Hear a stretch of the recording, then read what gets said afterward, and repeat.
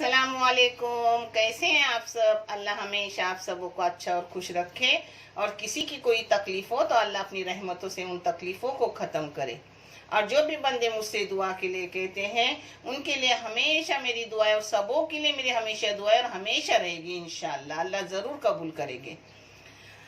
ये चैनल मैंने बच्चों की तालीम के लिए निकाली हूँ। ये आपको सही और अच्छा लगे तो इसे सब्सक्राइब करो, लाइक करो, शेयर करो और चैनल आगे जाने की मदद करो। इंशाल्लाह अल्लाह रब्बुल करीम आप सबों की गैबी मदद करेंगे और आप सबों को और मुझे भी जज़ाए खैर देंगे इंशाल्लाह।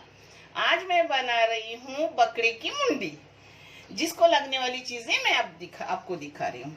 एक बकरी की मुंडी है, इसको अच्छे से धो धा के जबान वगैरह होती है वो जलाती हूँ, उसका ऊपर का निकालती हूँ छलका, साइड में भी होते वो भी उसके भी छलके निकालती हूँ।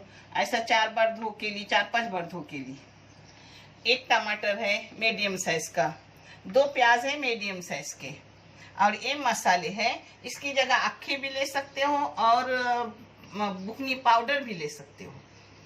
ये है आधी चम्मच जीरा पाउडर, ये आधी चम्मच धनिया पाउडर, आधी चम्मच बरशक पाउडर, और 1 चम्मच लाल मिर्ची पाउडर, कश्मीर और बेडगी मिर्च मिक्स मेरी पिसी हुई रहती है, और ये 1/4 चम्मच है गरम मसाला, और 1/4 चम्मच से कम है हल्दी पाउडर, और ये 4 इलायची खोल के लिए हूँ बघार में डालने, 4 लौंग ली हूँ, 4 काली मिर्च ली हूँ, और ये है लहसुन की पूरी गड्डी, 1 बड़ा सा चौथ अपने खोपड़े का, और ये है अदरक के टुकड़े।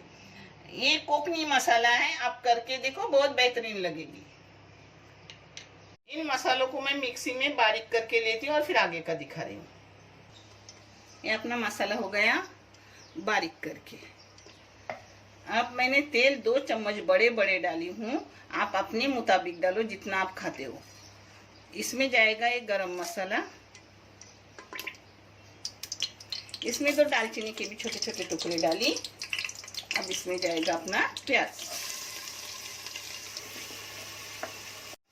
ये देखो अपने प्याज की हल्की सुनहरी रंगत आ गई, गुलाबी रंग आ गया उसका।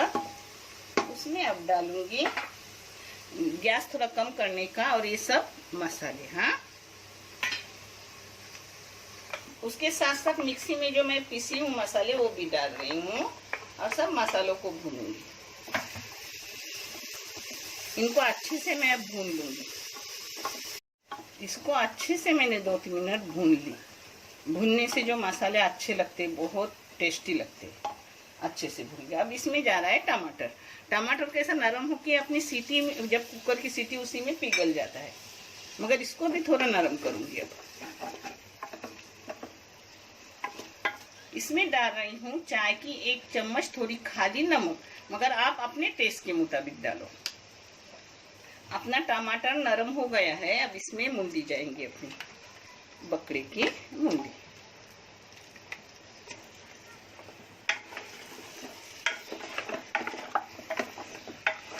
इसको भी थोड़ा भून रही हूँ।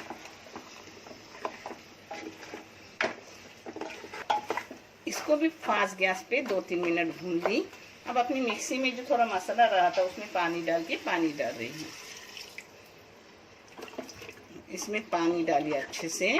पानी आप उतना डालिए जितना आपने को पतला गाढ़ा चाहिए, उस हिसाब से डालो। वो हिसाब तो सबको रहता है अल्हम्दुलिल्लाह। पानी थोड़ा मुंडी के ऊपर है, इस तरीके देखो, इस तरीके से मैंने पानी डाली हूँ।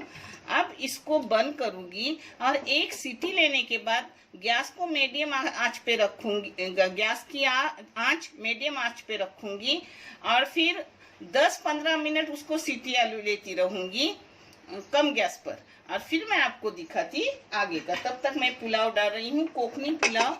वो आपको मैंने बहुत बार दिखाई, इसलिए मैं अब नहीं दिखाऊंगी। इसके साथ रोटी भी अच्छी लगती है, नान भी अच्छे लगते हैं, पुलाव भी, मगर मैं आज दोपहर का टाइम है तो मैं पुलाव बना रही हूँ, और रोटी तो होती है उसके साथ। ये देखो मैंने 15 मिनट बारीक गैस पे रखी 1 सीटी लेने के बाद। अब देख रही हूँ अपनी हुई क्या नहीं। जैसी कोई मुंडी जून रही थी, यानी बड़े बकरे का रहती तो जल्दी होती नहीं, और कोई कोई जल्दी हो जाती है। गरम बहुत है। एकदम अपनी हो गई है, देखो एकदम सही हो गई। हाँ ये देखो, आपको परोस के भी दिखा रही हूँ, बहुत बेहतरीन हुई है। अपनी मुंडी अच्छे से हो गई, न ज्यादा गाढ़ी है न ज्यादा पतली है। आपको पाव के साथ चाहिए तो ऐसे ही रखो, चावल और पाव के साथ, और रोटी के साथ चाहिए तो और थोड़ा गाढ़ा करने का।